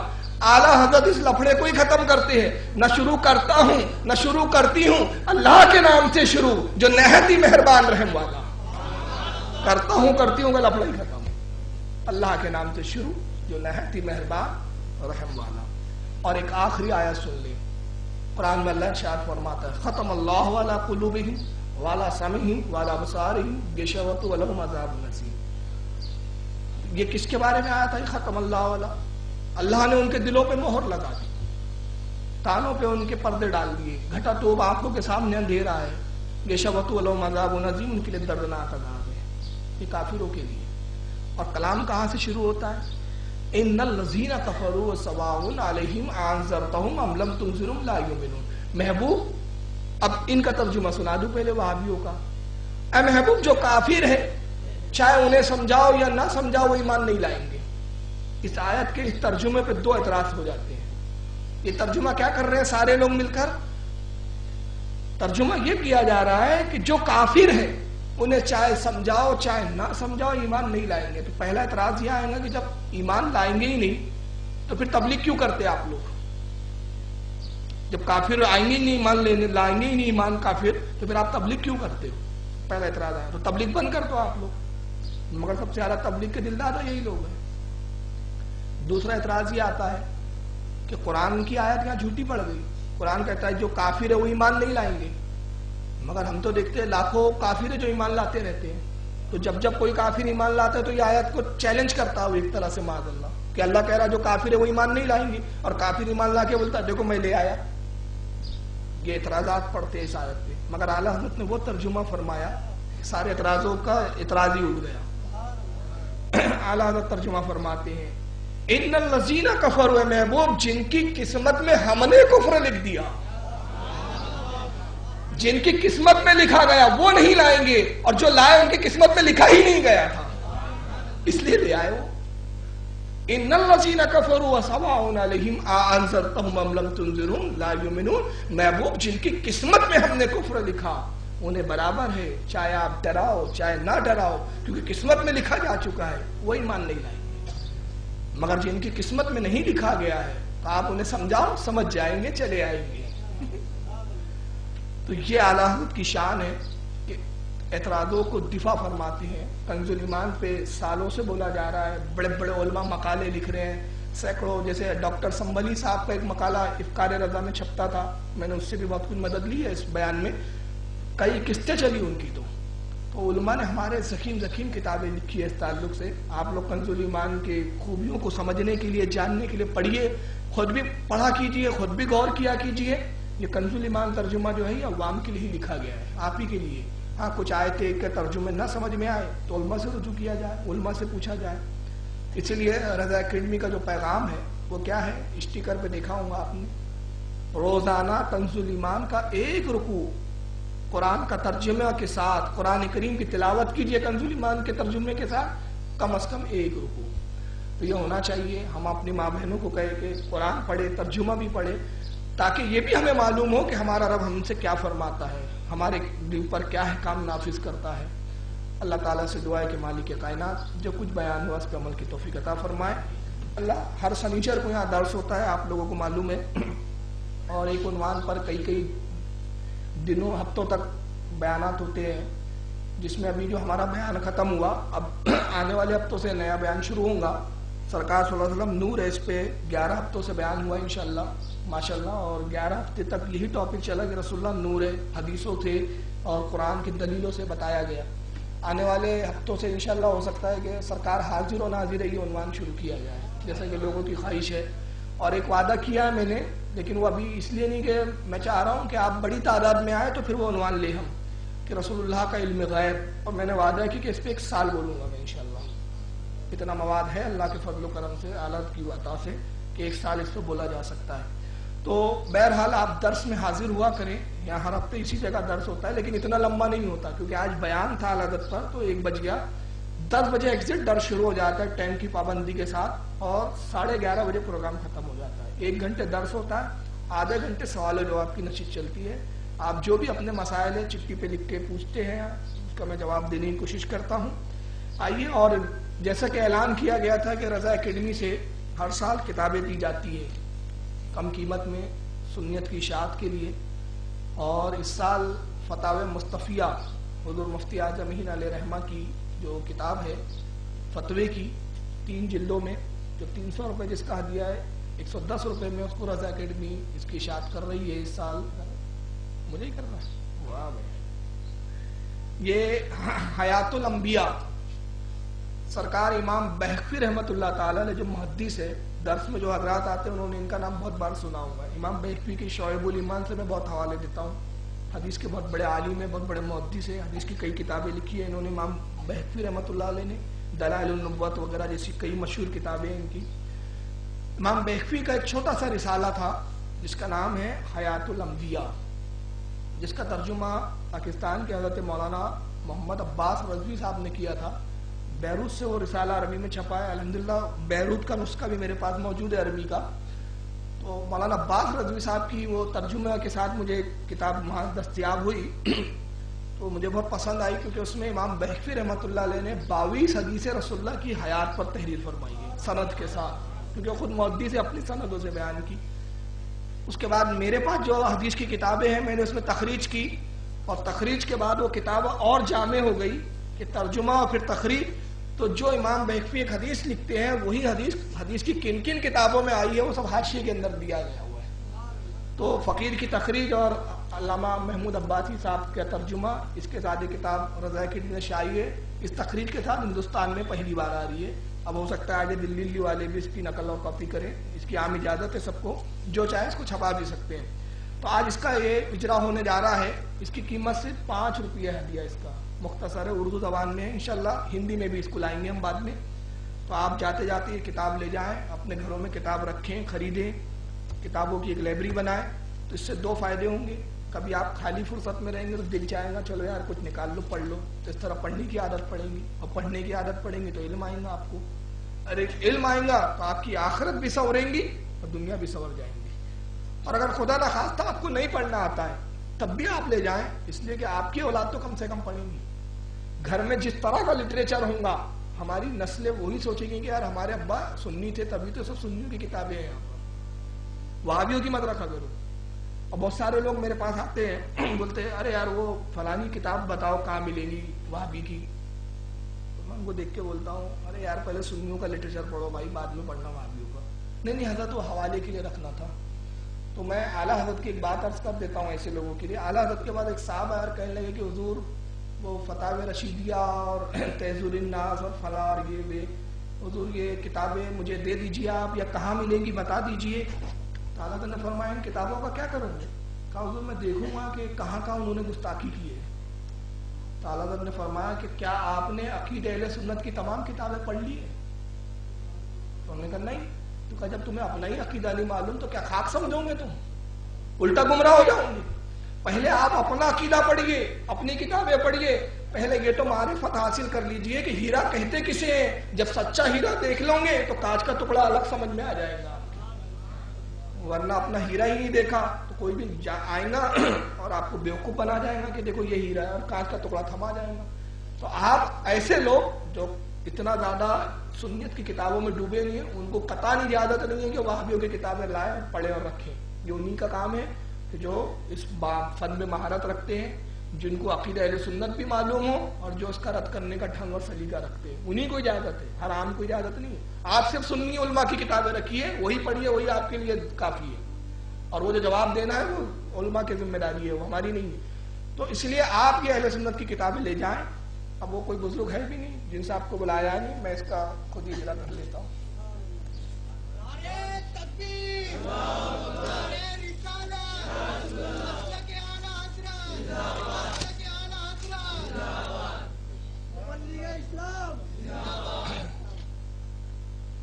تو یہ ہے حیات الانبیاء.